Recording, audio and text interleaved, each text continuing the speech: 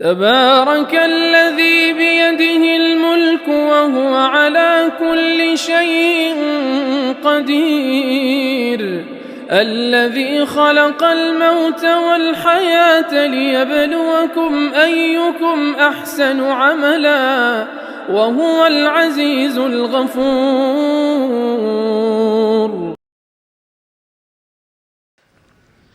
السلام عليكم ورحمة الله وبركاته.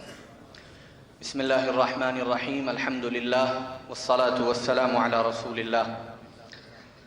صدر مجلس، حضرات علماء کرام، مہمانان عظام اور جملہ شرکائے محفل، آج کی اس باوقار نشست میں میرے مقالے کا عنوان ہے علامہ انور شاہ کشمیری رحمۃ اللہ علیہ کے تجدیدی کارنامے۔ میں نے اپنے اس مقالے میں حضرت علامہ کشمیری رحمۃ اللہ علیہ کے دو ایسے کارناموں کا ذکر کیا ہے جن میں متعدد پہلوؤں سے تجدیدی رنگ نمایاں نظر آتا ہے۔ نمبر 1 قادیانیت کی تردید میں تجدیدی کام، اور نمبر 2 تعلیم و تدریس میں انقلابی تبدیلی۔ فتنہ قادیانیت کے سلسلے میں حضرت علامہ کشمیری رحمۃ اللہ علیہ کا جو سوز و درد اور ان کی کوڑھن اور بے چینی تھی، اس کو ان کے لائق و فائق شاگرد علامہ محمد یوسف بن نوری رحمۃ اللہ علیہ کے قلم سے ملاحظہ فرمائیں۔ علامہ فرماتے ہیں، میں نے اپنی زندگی میں کسی بزرگ اور عالم کو اس فتنے پر اتنا دردمند نہیں دیکھا جتنا کہ حضرت امام العصر۔ ایسا محسوس ہوتا تھا کہ دل میں ایک زخم ہو گیا ہے جس سے ہر وقت خون ٹپکتا رہتا ہے۔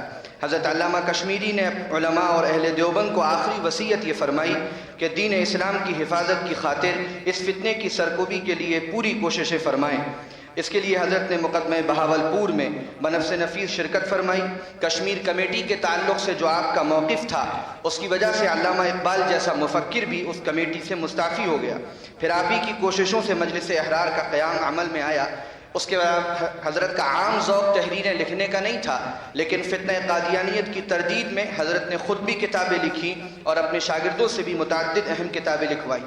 دوسرا آپ کا تجدیدی کارنامہ درس و تدریس میں انقلابی تبدیلی کا تھا، جو ایک طرز چلا آ رہا تھا حضرت شاہ ولی اللہ محدث دہلوی رحمۃ اللہ علیہ سے نقل روایت کا، جس میں حضرت گنگوہی اور حضرت نانوتوی رحمۃ اللہ علیہ کے دور میں فقہ حنفی کے مآخذ کی طرف رہنمائی کا ایک اضافہ کیا گیا تھا، لیکن حضرت علامہ کشمیری نے اس کو بہت تبدیل فرما دیا۔ مولانا سید انظر شاہ مسعودی رحمۃ اللہ علیہ تحریر فرماتے ہیں، عرض کر چکا ہوں کہ شاہ ولی اللہ کا طریق درس حدیث کی ضرورت سے زیادہ وضاحت کا نہیں تھا۔ مولانا گنگوہی اور نانوتوی نے اس میں فقہ حنفی کے مآخذ کی نشاندہی کا اضافہ کیا، لیکن مولانا کشمیری نے عام درسگاہی طریق درس میں یکسر انقلاب برپا کر دیا۔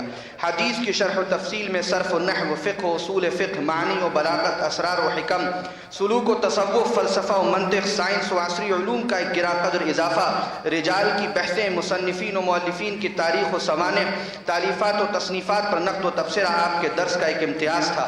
اس کے نتیجے میں درسی تقریریں بجائے مختصر ہونے کے طویل ہوتی چلی گئیں۔ نصف صدی سے زائد کا عرصہ گزرا کہ دارالعلوم دیوبند کے طریق تعلیم میں یہ خوشگوار انقلاب آیا، اور اب ہند و پاک میں جہاں کہیں دارالعلوم کے فضلاء تعلیم و تدریس کی خدمات انجام دے رہے ہیں، اسی مجتہدانہ طریق تعلیم کے خطوط پر ان کی مخلصانہ کاوشیں جاری ہیں۔ وآخر دعوانا